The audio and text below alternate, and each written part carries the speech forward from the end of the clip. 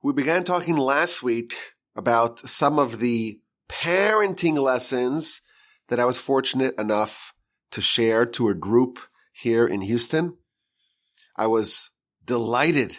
I was excited when some of the local young fathers reached out to me. They said, Rabbi Wolbe, can we arrange a 3-week or 6-week or 8-week, it ended up being, series where you teach us how to be a better parent? I said, me? Teach you to be a better parent? What do I know about parenting? And I was kind of flattered by it. And I even told some of my colleagues here, like, would you believe it? These people, they think that I have something to offer. And the reason why is because you're never sure if you're a good parent, because let's see the products, right? Let's see the results. And the results you don't really know until much later. My grandfather, blessed memory, used to say that when is excellent parenting? When is it evident? At what age is it evident? And the answer he gave is 30. When someone's really stable and really transitioning into adulthood, into maturation, that's when you could really assess the parenting that that person received. My oldest son is almost 17. So the jury's still out. The jury is still out. And as I mentioned last week, I was a much more confident parent when I had no children. I got this. I learned some pedagogical lessons. I could do this. And then, of course, the Almighty sends you children that humble you. And I was flattered to hear it. And I said to them, listen, I'm happy to share with you some parenting lessons, but I'm not coming to claim to be an expert. I'm not pretending to have all the answers, but I will share with you some ideas and some rules of thumb and some heuristics that I heard from my grandfather, blessed memory, who was renowned as one of the great pedagogues of the last century. Don't trust me on that. Google him. His books and his philosophy are very well accepted. Plus, ideas from the Torah. The Torah is instructive even for us, especially for us perhaps. And when we see a lot of lessons in parenting in the Torah, they are timelessly relevant. So in our last session on this topic, we went through some of the ideas, some of the heuristics of good parenting. The first idea we talked about is that, well, if the Almighty gave me a child, it is evidence that he believes in me. And he believes in my ability, and that I have the tools to raise this child properly. And therefore, it's not some sort of arcane, esoteric, unknowable knowledge. Even us can be good parents, which I think is comforting. Another idea that we said, which is also very comforting, and by the way, since our first recording on this subject, I had to sit down with some of those people who were listeners of this parenting workshop. And the following idea, they all mentioned they really liked it and it was very helpful for them. And that is that children grow on their own. They mature, they develop on their own. So what role do parents have? Do educators have? Do pedagogues have? Their primary role is not to mess up. It's avoiding mistakes. You make sure the child has what they need to flourish. And like a tree, the child will grow on its own. And that was a complete mind shift. Because if you're like looking for some sort of elusive, some sort of guide and manual that you don't even know, you can't find it, that's very frustrating. But if you just realize, I want to give the child whatever they need. I'm going to create an environment that is suitable for them to flourish.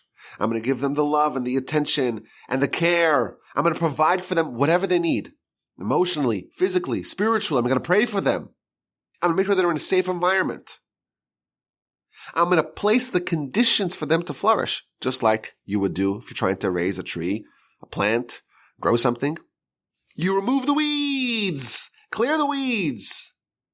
Give enough sunlight, enough water, they will grow on their own. They said that was a very valuable lesson, and that was one we mentioned last time. Good parenting is good character. Good character is good parenting.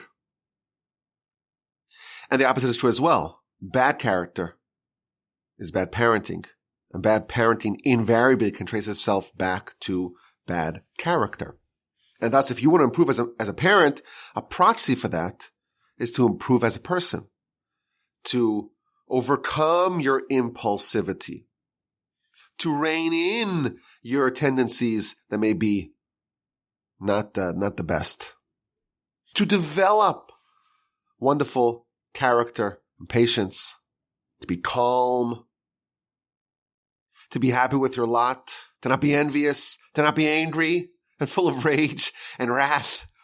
These are all things that we want to do personally in our own development, and that is the definition of good parenting. It's good character. And finally, we spoke about the couture principle, the idea that parenting is mixology, where you start off with a child that has some inborn traits, but that does not mean that has to be the end result of the child. Ishmael, who the angel testified, this kid is rotten. He is more wild than man. Somehow, Keturah was able to add enough ingredients, influences to the cauldron, and the net result is that Ishmael repented. He became righteous, and he was once again welcomed back into Abraham's good graces. We cannot change, we cannot alter the child that we are given, are delivered from heaven on high. But our job is to make sure that there's enough ingredients there that we can offset, so to speak, those negative characteristics, and we can make, it's possible at least, to take whatever flaws they have and position them in a way and add to the concoction in a way that the net result is wonderfully delightful and pleasant and aromatic. Those are some of the ideas we spoke about last time. Let's proceed. There's a very strange relationship that must be addressed when we talk about parenting in Genesis, parenting in the Torah. And that is Isaac and Rebekah and their twin boys. Isaac, son of Abraham. Rebekah, son of Bethuel, sister of Laban. They have twins. And before these twins are born, the prophet reveals to Rebekah that these two are opposites, and when one's up, the other one's down. And they're two different nations with warring philosophies. V'rav ya'avod tza'ir, and the older one will be subjected to the younger one. And Esau is born, and he's ruddy. He's red. And that is not just an insignificant throwaway description of what the babe looked like. It's a description of his character. And Rashi tells us, Simon, it's a sign that he will have a desire, a penchant for bloodshed. Now that does not mean that he'll be wicked. There are righteous people who also like blood. And those people, they find careers as mohels, as ritual circumcisers. They love the blood and they like the splurting blood. Make a mitzvah out of it. Esau should have chosen that path. But he's very base. He has a violent nature. He's a lust for blood. And he's very hairy. Why is that important? So again, the commentators explain, that means he's not simple. He's not smooth. Some people are just complicated. Everything gets caught up. Everything's knotty. Everything's a mess. His hairiness is significant because that shows that his inborn character is messy. And these kids mature. And they go in divergent paths. Vayi Esav ish yodei tzayid. Ish sadeh. Esav was a trapper, a man of the field. And Jacob was wholesome, and he dwelled in the tents. Now we know the future history of these twins. Jacob becomes the founder. The third in the triumvirate of patriarchs, the founder of the people. His 12 sons are the 12 tribes. So the entire nation goes from Abraham to Isaac, not Ishmael, to Jacob, not Esau, not Esau. And within Jacob, all of his 12 sons are heads of tribes. And where does Esau fit into this? Well, Esau is the primary antagonist. And multiple times he schemes and plots to try to kill Jacob. And he commits himself to do it after Isaac passes. And then Jacob has to flee. And he comes back and Esau is marching towards him with 400 men. And Jacob very skillfully outmaneuvers his brother. And then when they depart, Jacob says, I will see you later. And Rashi tells us, the Talmud tells us, the prophets tell us, Jacob and Esau, these two will be at each other for the duration of history and the final confrontation, the final battle before Messiah. Va'alu Moshe and Bahar Tzion lishpot es har Esau. There's going to be a battle between Jacob and Esau, the final showdown between these two. There's almost like, and there's never been a better representation of good versus evil, as was the case with Jacob and his twin brother. And most bafflingly, the verse tells us that Isaac loved Esau. Vaye'ehav Yitzchak es Esau. Isaac loved Esau. Ki tzayid befiv. Because there was trappings in his mouth. Now, what does that mean? Different opinions. Either because Esau would trap animals and make barbecue and give it to his father, or Esau was a trapper. He was cunning and conniving and trapping and ensnaring his father with his mouth, meaning he would speak in a way that misled his father. And the Talmud tells us that he would pretend to be very righteous, and he would come to his father with these very complicated halachic questions. How do you tithe salt? If I have a big pile of salt, how do I know what's 10% of that? You're going to count the granules? Really? You can't do that. So how do you tithe it? Wow, what a serious question. This son of mine, he really cares about doing what's right and tithing. But of course, this was just a facade. Really, he was a terrible person. As we read, he was a murderer. He did terrible things. He did very egregious crimes. But either way you interpret Isaac's love of Esau, we have a problem. Isaac, he's one of the forefathers. There's this triumvirate, this continuity, Abraham, Isaac, Jacob, these pillars of the world. And he has a weakness for barbecue. Really? Really? He cares about the steak. He just can't keep away from the smorgasbord. He's on the carnivore diet. Really? This is what he cares about? That's troublesome. Alternatively, he was misled. He was so naive, he couldn't see past the way Esau portrayed himself. It's a problem. Rebecca loves Jacob. She sees things clearly. Isaac loves Esau, and he wants to give him the blessing. And there has to be this heist of the century, this heist of all history, where Rebecca compels Jacob to impersonate Esau and to wear his garments and to sneak in and pretend to be Esau, to be able to get those blessings that Isaac had desired to give to Esau. The whole story demands an explanation. And I want to maybe share two different perspectives. The first is very controversial. But it comes courtesy of Rav Hirsch. Rav Hirsch, one of the very significant German rabbis, lived in the 19th century. And he has a very famous piece where he pins a lot of blame on Esau's parents.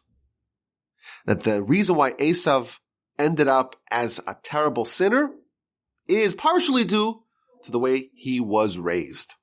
Now, it's important to note this is a controversial piece because to assign blame to Isaac is not something which we're trained to do. These are great, great heroes, our forefathers.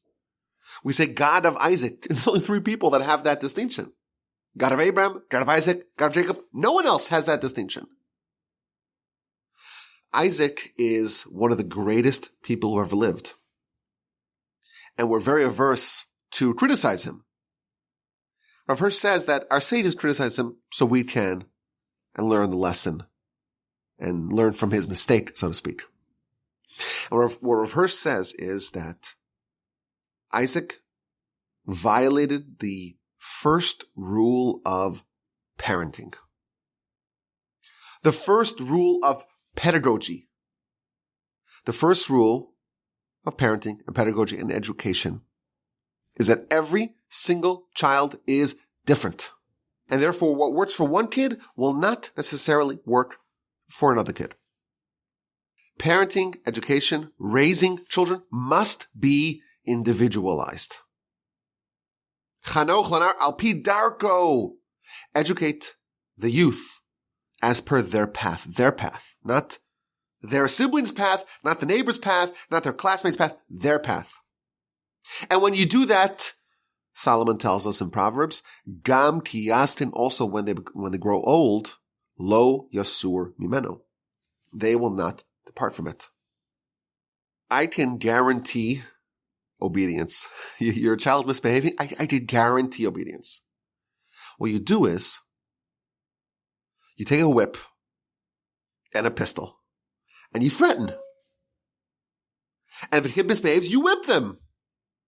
And I will guarantee, 100%, a foolproof way to get the kids to follow what you want. Your kid's misbehaving? Easy solution. Corporal punishment. Bring it back. Caning, whipping, threatening, punishing. It works, right? So why don't we all do it? Of course, the reason is because it may work temporarily in the short term. But our goal, as I mentioned earlier, when we parent is when they mature. We put them on the right path for them that will last, that will endure. If they're only behaving properly today because they're worried of the consequences of misbehaving, well, as soon as they're able to free themselves of the shackles, of the whips, of the caning, they're off. And they're going to do whatever they really wanted to do. So this is maybe the reason why it's such a difficult subject, because we have to raise the kids today with the eye to the future, with the eye to the long term. The success of parenting will only be determined when the child's 30. And that raises a problem. How do I know what to do now that the child ends up to flourish and to be successful as an adult? So Solomon tells us you have to find the path of this child. And you have to educate them and rear them on this path. And then when they get older, they will not depart from it. You have to find what's the path for this child. Al pi darko. Well, what if you have two children? So my responsibility to child A is to find their path and child B to find their path. Each child requires a bespoke approach.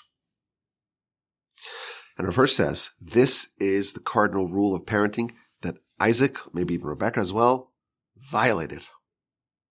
The verse says, Vayigdelu hana'arim. The children grew up. And then once they grew up, Esau became a trapper, a man of the field, and Jacob became a wholesome person who sat and dwelled in the tents. Now that seems to be a very innocent, benign verse. They grew up. But Rashi tells us what this means is that these two boys together, they grew up together. And then once they matured, they went on divergent paths. But when they were young, they were on the same trajectory. They were in the same environment. They were in the same schedule. They were undifferentiated as youths.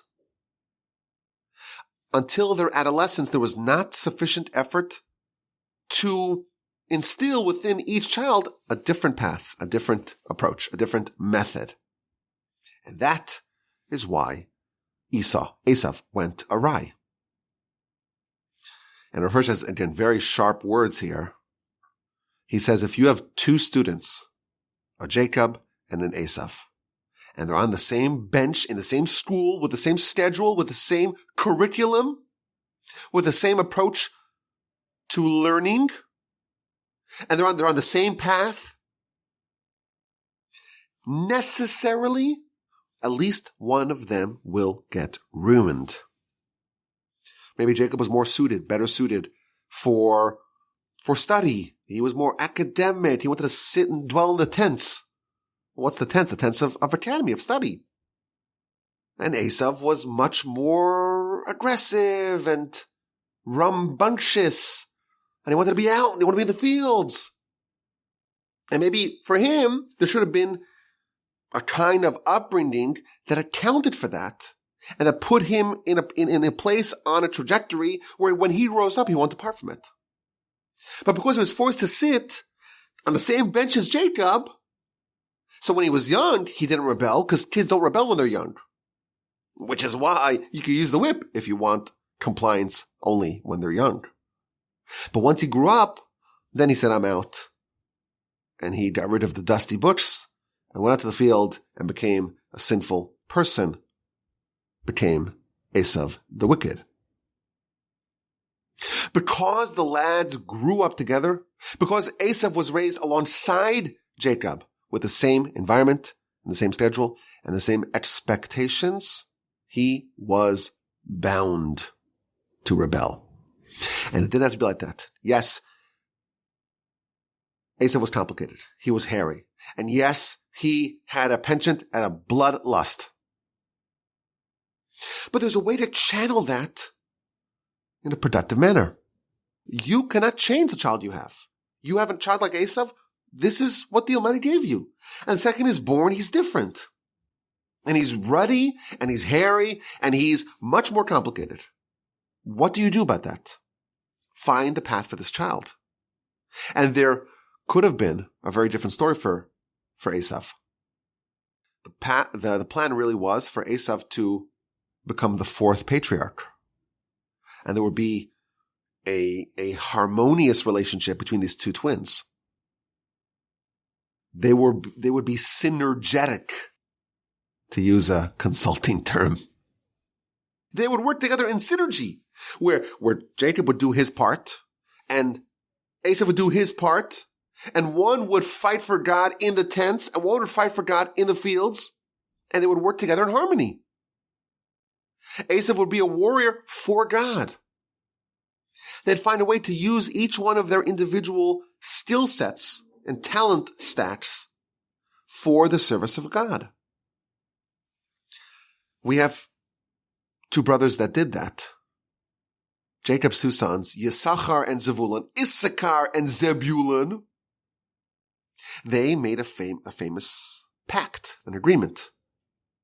Yisachar was much more of a studious type. And Zevulun was an enterprising businessman. And they made a deal. Yisachar, you study. I'm going to go out to do commerce.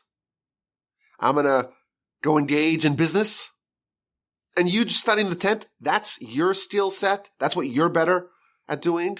And I'm going to do my skill set, but we'll share the spoils of both. Half of your Torah goes to me, Zevulun, and half of my commerce goes to you.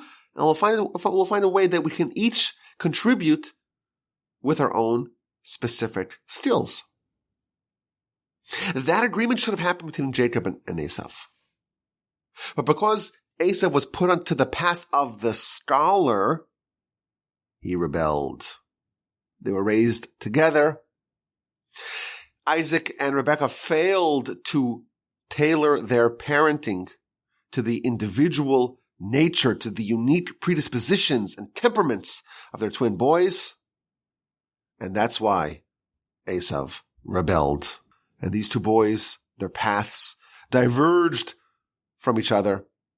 And Esau was going to be a warrior come what may. That was built into his nature. But instead of being a warrior in service of Jacob, he became a warrior in opposition to Jacob. He directed his weaponry and wrath and talent against his brother. Now, it's a controversial piece because Rav Hirsch really, lays into Isaac and Rebekah. But the point is unchallenged and undisputed. Jacob and Esau were different. They were twins, and they were different from the very beginning. And when you have different children, you must put them on different paths. Because one path for one child will result in them excelling, and that same path for that child's sibling will result in catastrophe. And today we're fortunate to have formalized schooling, and the idea that children grow up without any schooling is completely foreign and alien to us. And it's something to celebrate, but it's also important for us to realize that this is the downside. If you have a class and there's 20, 30 children, really you need to have a whole school for just one child. Because you have to educate the child as per their path. Well, they got a different path than the kid sitting right next to them. So how do you account for that? It's a big problem. And this is the downside of having formalized schooling, is that it's much, much harder for a child to get what they specifically need. And this is maybe the role of a parent today. You're going to send your child to 12 years, maybe even more years of school. You got to do kindergarten and pre-kindergarten and preschool. And then maybe once they finish high school, they want to go to continue their studies. And the school, well, there's only a certain amount of wiggle room that they have to individualize their instruction. So your job as a parent is to figure out, well, okay, maybe the school does this, but I have to adjust for that based upon the individual nature of my child. And if you have multiple children, that's a lot of juggling that you got to do. Because maybe you're lucky. All your children are the same and they all just flourish in the school. Great. The Almighty gives you that task and you could perform it. It's easier. But for every child, it's different. And every child is not necessarily fitting into the system. You have a lot of work on your hand. But if you have that, always remember the point we said last week. And that is the Almighty obviously believes in your ability to pull it off. So the first lesson, and it's a harsh lesson, it's a lesson that criticizes Isaac and Rebekah. Vayigdalu anarm, they grew up together, they're on the same bench, and they were not differentiated as children. And that worked, or that system worked great for Jacob. He continued and he remained in the tents, and he flourished. What they should have done is find some sort of Montessori sort of school for Esau. He should do some woodworking in the afternoon. He should be out in the fields. Teach him how to be a warrior for God, because he will be a warrior. You cannot change that. That's unchangeable. That's fixed. That's hardwired. And if you try to change it, it will backfire. That is one takeaway of the relationship between Isaac and Esau. And even if we're not comfortable with Rav Hirsch's criticism, the principle of the matter is undisputed. But there's a second school of thought. A school of thought that actually vindicates Isaac. The verse tells us Isaac loved Esau. That's very important. Parents have to love their children.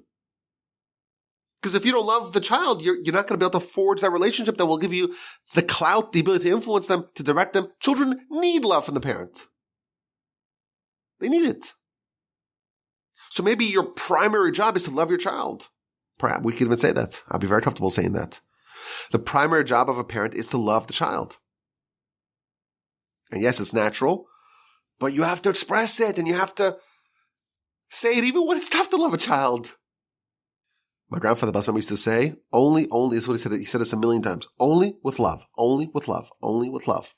But the kid's nuts and they drive me crazy. Only with love, only with love, only with love, only with love, only with love.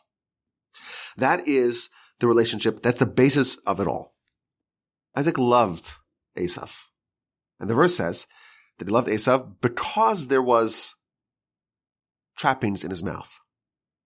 That same verse, 25-28 of Genesis, it says Rebekah loved Jacob. But there seems to be a bit of an imbalance, an asymmetry. The verse says that Isaac loved Esau, Rebekah loved Jacob. Okay, we understand that. But it doesn't tell us the reason why Rebekah loved Jacob. Isaac loved Esau because he provided trappings in his mouth. And Rebekah loved Jacob. Why did she love Jacob? Doesn't say. Shouldn't there be a consistency, a balance, a symmetry? Here's a different way of thinking about the relationship between Isaac and Esau. Rebekah loved Jacob because it was so easy to love Jacob. The Bechir Ha'avos he's called. He's the choicest of the forefathers. This is Jacob. A man of total righteousness, truth, integrity, wholesomeness. He's the most lovable person in the world. He's easy to love. But how do you love Esau? How do you find something to love about Esau? And that was Isaac's task. I must love the child. I will find something. And he found something. Esau made wicked barbecue. This is what mattered to Esau. He was a trapper. He was a hunter. He was a barbecuer. He was one of those guys that's always around the grill. You know, when they have a grill, there's some people that just gravitate to the grill and they want to flip it. They want to look at it. They take a temperature probe and they put it in the brisket to make sure it's just right. You know those people. We love them. We want to be friends with them, right? At least give me some of that brisket. Esau, he had a skill. And is this a skill that Abraham, Isaac, and Jacob really care for? This is what these angels cared, they cared, they were foodies? No, I refuse to believe that Isaac was a foodie. But Isaac, as a parent, he realizes, if it's important to my child, it's important to me. Whatever mishigas the child's into, it's important for me to say, if you're into it, if you're interested in it, it's important to me too. A child has to know the parent cares about me and doesn't just disregard me. And what's important to me is important to them. See parents that they have their life. They're adults. They're dealing with adult things. And the child's playing with Lego or Pokemon. And it's just not important. Okay, I'm sorry. It's just not important to the parent. What does the parent do? Wow, you built this. Amazing. This is incredible. Why? Because you're telling the child, you're signaling to the child, I care about you. I love you. You're important to me. And what you're into, what's important to you, is important to me too. And for a child, what's important to them is play. That's very, very important. And if the parent says, it's not important to me, because it isn't, the child interprets that as my parent doesn't care for me. My parent doesn't love me. So Isaac scoured Esau to find something that he could celebrate in his son. And I said, wow, look at that. Look at this incredible trappings. And this is actually a textbook example of what we should do. The patriarchs dedicated their lives to building the nation. They were responsible for fixing the entire world. These are prophets. They're operating on the highest level. Isaac was not a foodie, and he did not care for such trivialities. But he feigned interest for the benefit of Esau. And he understood, this is the second school of thought. This child, they have certain natural predispositions, inclinations, and he likes the blood, and he's red, and he has a penchant for killing. I want you to kill. But do me a favor, kill animals, not humans. I want you to take the meat and to butcher it and to carve it and to slice it and all that. Use it for that purpose. And we're going to celebrate. We're all going to get together and we're going to enjoy what you craft for us. Isaac found something worthy of celebration within Esau. He knew very well who he was dealing with. And he found a way to celebrate something. Rebekah, she loved Jacob. Why? Everyone loved Jacob. Look at Jacob. But Isaac found a way to love Esau. Now, of course, despite Isaac's efforts, Esau still has free will. And even the best parenting ultimately can't determine how the child turns out because the child still has free will. And Esau went haywire and he careened off the path. But Isaac did the best job possible. He found a way, he tried to direct Esau's bloodlust for a more benign form. But Esau chose a different path. So two is to look at Isaac's relationship with Esau, one in a more positive light, one in a more negative light.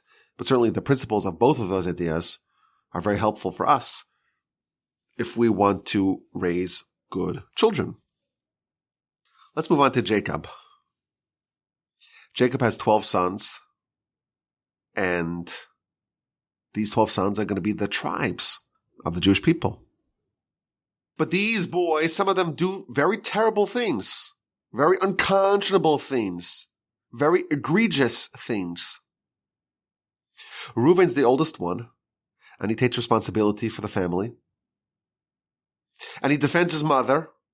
And when Rachel dies, Jacob made a decision to take his primary bed and move it into the tent of Bilhah. It's complicated. You have 4 wives, and a lot of balancing you need to do to make everyone happy. Jacob had a favorite. That's Rachel. And he was duped into marrying Leah as well, ended up with 4 wives. We know the story. But his primary presence, his primary bed was in the tent of Rachel. She passed, and he moved it into the tent of Bilhah, which is Rachel's maidservant. And Reuben thought that was an affront to his mother, Leah. She's a more primary wife after all. So he dragged Jacob's bed from the tent of Bilhah to the tent of Leah. He jumbled the bed, which is not the worst crime we would imagine. The way the Torah portrays it is that he's meddling into Jacob's conjugal affairs, and that's totally improper. And Jacob says nothing. When their sister Dinah was abducted and violated, Shimon and Levi, they do a ruse, a deception, and they slaughter an entire city. And again, Jacob does not criticize them at that point. You think about the crimes that these 3 boys did, and they go unaddressed, really, for decades. And on the last day of his life, Jacob gathers his sons, and he shares with them a blessing. And he speaks to each son individually, and he lashes out. Maybe that's not an appropriate word. He criticizes and rebukes and castigates these 3 sons, Reuben, Shimon, Levi, for their crimes. Reuben, you are impulsive. You are impetuous. You run like water. I'm punishing you. And I'm taking away the kingdom and the priesthood. Shimon and Levi, you're brothers, but you use stolen craft, the craft of Esau. And you destroyed a man, you killed a man, and you tried to hamstring an ox. Arur apam ki az, cursed is their anger, for it is fierce. And he punishes them and says, I don't want to be part of the future crimes of descendants of Shimon and Levi, and I want to scatter them and divide them amongst the nation. At the end of Moshe's life, he also rebukes the nation. Why did Jacob wait to the end of his life to rebuke, to criticize his boys? Why did Moshe wait to the end of his life to criticize the nation? Why did Joshua wait to the end of his life? Why did Samuel wait to the end of his life? Why did David wait to the end of his life before they gave criticism? The answer is because criticism is very, very, very dangerous. Criticism breeds alienation. When you criticize someone, they're not a machine. It's not debugging a machine. They get very defensive. And it takes someone very special to take criticism to heart and say, you're right. I need to improve. Criticism is potentially a big mistake or a big area where parents and educators can blunder. You must approach it very delicately. And the Midrash says there's 4 reasons why if you want to criticize your child, you wait until you're on your deathbed. Because if you do it earlier, it can be catastrophic. If you don't criticize, you have the ability to do it exactly once. You do it twice, the kid begins to suspect, well, maybe they're just trying to get back at me and they hate me, and maybe they're doing it only because they want to promote and accentuate their own righteousness. You have exactly one opportunity to criticize. That's it. Once you do it, your ability and the justification for your criticism is exhausted. And therefore, if you wait till your deathbed, then you could do it and you'll know you'll only do it once. When you criticize someone, it creates a little bit of a tension in the relationship. Whenever they see you, they may remember that. If you're on your deathbed, you know they're not going to see you anymore. Then it's okay to criticize because you won't have that continued embarrassment that comes post-criticism. When you criticize someone, they may hold that against you. They may harbor ill will towards you. You do it on your deathbed, you avoid that problem. And finally, criticism can be so stinging, it can cause total alienation. And Jacob says, this is the words of the Midrash. Had I criticized Reuven earlier, he would have potentially abandoned me and joined the ranks of Esau. This is an astonishing statement. Reuven was so weak, was so brittle, was so insecure, had such a low self-esteem that he would have left Jacob and joined Esau. It's an astonishing statement. This is the Torah's perspective on criticism. Criticism is very necessary. We see Jacob does it, Moshe does it, Joshua does it, Samuel does it, David does it. It's important. It's even a mitzvah. Hochech, tochech, samesach. You must surely criticize and redirect and castigate your fellow. But it must be productive. And it's so easy to get it wrong. It's so easy to do it in an excessive way, to do it in a way that it is taken in the wrong way.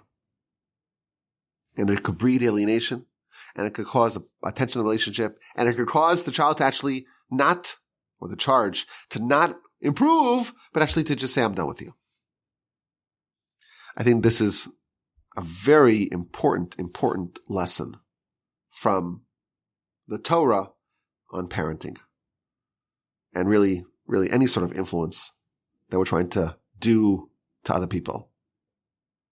could be an educator, it could be a boss, certainly a parent, teacher. Criticism is very dangerous. And there's so many ways for it to go wrong. And Jacob says, I'm not taking any chances. I'm going to wait till I'm on my deathbed. And the very last day of his life, he's 147 years old. Now it's time. And by the way, there's more to this, that even the criticism is described as a blessing. He's just trying to tell them where they need to improve. And he's trying to design their life in a way that their career will be safer and less risky, a less risky lifestyle based upon their flaws. And Moshe, by the way, he waits until he smites Sichon and Og, just so everyone knows that he loves the nation and has their best interests at heart. Criticism is very important and very, very delicate. And to do it right, you really have to hold back. Hold back. The Talmud tells us, with children and with students, with our right and dominant hand, we pull them close, and with our left and weaker hand, we push them away. There must always be more encouragement, more love. That has to be the right hand. More pulling close. Criticism is done with the weaker hand. It's done less frequently, and it's done without the same intensity of the love and of the bringing close. Very, very important lesson. Number 3. Let's get to the last lesson I want to share with you today. And again, I want to stress, I'm not claiming that I'm a great parent, especially I'm worried that my kids will listen to the podcast and they'll say, "Oh, you big talker. Is this really true? How come you once said this to me?" Of course, I don't have to worry about that, because the only thing that all my children agree upon is that they don't want to listen to the podcast. That's the only thing that they all agree upon. They're all different, but one thing unites them all. So I'm safe. I can even tell them, I spoke about you in the podcast. They'll say, okay. They're not going to pursue it. Maybe when they get older. I don't know. In the book of Exodus, Sefer Shmos, Parshas Shemos, Moshe is nominated, is appointed, is promoted by God. I want you to go save the Jewish people. Go to Pharaoh, tell Pharaoh, demand from Pharaoh that he release the Jews, the slaves that he has been holding. Go tell him, go threaten him, go inform him, the God of the Israelites spoke to me, release the Jews. And Moshe launches a salvo of objections. And Rashidas tell us there's actually a 7-day conversation in Exodus chapter 3 and 4 by the burning bush, where Moshe is resisting, he's objecting, he's pushing back, he doesn't want to do it. And it takes him, it's a whole chapter 3 and half of chapter 4, where Moshe is pushing back. He doesn't want to take the reins, which maybe shows us the caliber, the perspective of this person. He doesn't want leadership just to have the publicity and have the power. He's stridently objecting to taking the post. And the first objection is that he's not worthy. Vayomer Moshe, Moshe said to God, Mi anochi, who am I? I'm going to go to Pharaoh. I'm going to go speak to kings. I'm not worthy of it. I'm a regular person. I'm going to alter human history, world history. I'm not the right person. I don't have the qualities and the qualifications needed for this role. And I will take Israel out of Egypt. So Rashi explains that this is really 2 different objections. Even if I were to be personally worthy to leave Egypt, you need to have a miracle. And to be worthy of a miracle, you have to be righteous. And Moshe assessed the nature of the people, the flock that he was being asked to lead, and he deemed them unworthy. And we know the Jews were idolaters. The Jews stopped circumcising their boys, with the exception of the tribe of Levi. So what merit do they have to be worthy of the Exodus? And God responded to Moshe and rebutted both objections.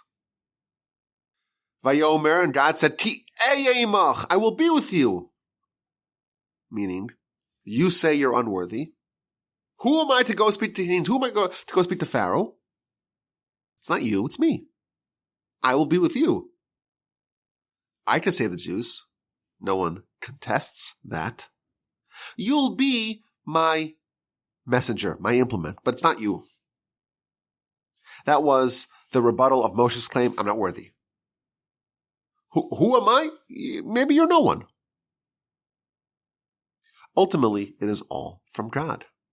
And he's going to give you whatever you need. But ultimately, it will be him who will effectuate this Exodus. And regarding the second question, the second objection, Vishesha'alta, and that you asked, Rashi explains, what merit does Israel have to leave Egypt? To that, God says, this is the curious point, V'zelacha'os, and this is the sign that I sent you. When you take the nation out of Egypt, you will serve God on this mountain. The burning bush was at Mount Sinai, at the mountain of God. Har Chorev, Mount Horeb. And that, of course, is the site where the Ten Commandments were conveyed, where the sign of revelation happened. So God is saying, what merit does the nation have, the nation currently enslaved in Egypt, what merit do they have to leave? A few months after the Exodus, a month and a half after the Exodus, they will worship God on this mountain. Now this is totally perplexing. Moshe is objecting, the nation is not worthy of a miracle, and therefore, how do you expect them to leave Egypt? How does God's answer, after they leave, they'll worship me on this mountain, how does that answer the question? The question is that the nation is not worthy of the Exodus because they're not worthy of such a miracle. And God responds, well, they'll get the Torah, they'll have the Ten Commandments, they'll have prophecy at Sinai 3 months later. How does that address the question? So I want to suggest that it precisely addresses the question. Moshe assessed the nation. He's looking at the nation, and they're in Egypt, and he's looking at their character, and looking at their behavior, and looking at their values, and how they're living their lives. They are not worthy of a miracle. A miracle of the caliber of the Exodus. You have to be really worthy of it. And God says, you're right. You're assessing the nation the way they are right now, and you are accurate. They're not worthy of a miracle. But suppose you're able to envision what they would look like after the Sinai revelation. After they experience Sinai with their very eyes, their very ears. They witness the tremendous miracles at Sinai, and they get the Torah. What would they look like then? Would they be righteous enough then? Would they be worthy then for a miracle of the caliber of the Exodus? If you gave Sinai to this nation, would they be worthy? Of course. Well, then they're worthy. We just have to give them Sinai. A leader, an educator, a parent, has to envision what their constituents, their children, their students, their pupils, their charges will look like if they got excellent instruction and they got whatever they needed. Suppose this child experienced Sinai. Would they be worthy then? Certainly they would. Okay, so they're worthy.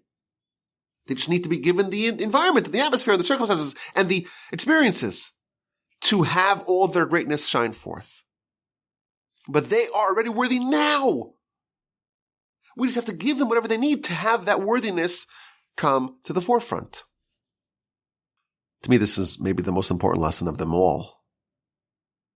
maybe the biggest mistake parents, educators, leaders make is we look at a child and a charge as a finished product.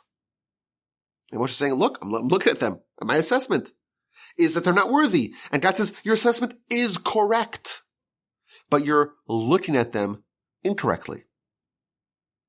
You have to see all their potential.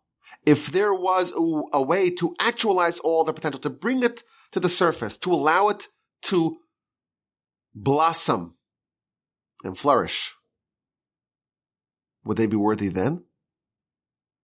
You have to look at what they would become with excellent instruction and guidance. A gemologist can look at a rough, unpolished, mud-caked, recently mined diamond. And to us, it's a dirty rock. And to them, it's a crown jewel. Because they know it's a dirty rock now. We'll polish it. We'll clean it. We'll cut it. And it can be placed right in the center of a crown. So it's tremendously valuable even today. We just have to touch it up. We just have to polish it and clean it and smooth over some of the rough edges. But today it's very, very, very valuable. It's a very crown jewel today. Sinai is the polishing. It's just the polishing of the gem that was already there. It's just the cutting and the trimming of the rough edges of the gem that was already there. God tells Moshe, you're looking at crown jewels. And yeah, they don't look like crown jewels today. But they are indeed brilliant and jaw-dropping and stunning and worthy of being installed in the crown. Our children, our students, our pupils are crown jewels. We must evaluate them accordingly. If we look at them now as finished products, you would not take an uncut, unpolished diamond and place it in a crown. No one would do that. Moshe is saying that they're not worthy. They're not worthy. Will they become worthy if we give them whatever they need? They sure will. Okay, so they are indeed crown jewels. So we have 4 takeaways, which I think, these are not my own opinions. I think they're well accepted as being important, accepted principles of raising good children. So don't say that this is my idea. It's not my ideas. These are some ideas that are very well accepted. Number 1, the first rule of parenting, individualized. Don't place your Jacobs and your Esau's on the same bench, on the same path. And yes, it's a bit harder to do today because everyone's sent to the same school. And that's why we still have a role to play as parents, even though a lot of the education has been outsourced. Idea number 1. Rebecca loved Jacob because he was lovable. Everyone agreed he was lovable. But Isaac found a way to love even someone as problematic, as complicated as Esau. He found something to celebrate in him. What's important to you, our children must know, is important to me, even if it's something trivial. Criticism is dangerous. Delay it. Minimize it. Be very wary of allowing it to run amok. And finally, envision your child post-Sinai, with all the circumstances and necessary elements in place for greatness. And that's how you must judge them even today. May we all be so fortunate as to raise our children well, do the best job possible. Of course, part of that, maybe central part of that is to pray. God is our partner in every child. And the way we get the Almighty's help is by asking for it. Prayer is an indispensable part of all efforts in our life, and certainly this most crucial and vital and indispensable of pursuits, the raising of our children. May we all witness our children flourish, and be healthy and stable and balanced and righteous adults. Abraham was praised for not only introducing monotheism to the world, but when God revealed to him what his plans were for Sodom and Gomorrah, God says something that's very special about Abraham, because I know that he will command his household and his children after him. V'shamar derech Hashem, and they will uphold the way of God. Abraham was praised not only for his own personal righteousness, but for the fact that he perpetuated it onward. This is the most important mission that we have in our life, is to perpetuate the values that we receive from our parents onward, the values that we received from the previous generations onward, and to hopefully do the best job possible and pray that the Almighty helps us as well. And we should witness our children flourishing and maturing. Even when they grow older, they should not deviate from the path. My email address is rabbiwolbe@gmail.com. I want to thank my friends in the neighborhood that put me onto this task of trying to clarify and formalize some of the ideas. I think it's useful. Of course, the Torah has the answers for all of our questions, even questions as important as parenting. Again, the email address is rabbiwolbe@gmail.com. I look forward to your questions, your comments, and your feedback.